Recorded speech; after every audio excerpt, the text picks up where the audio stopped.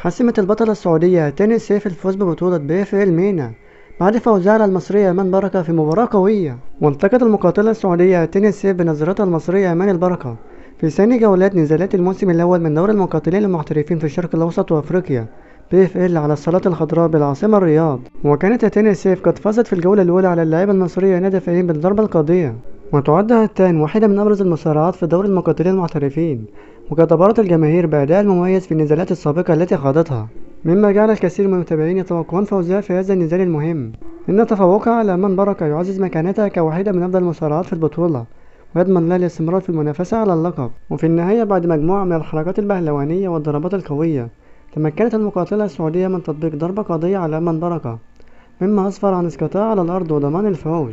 لقد بذلت هاتان قصارى جهدها وأظهرت مهارتها الاستثنائية في هذا النزال الحاسم، واستطاعت أن تتفوق على خصمتها ببراعة وقوة.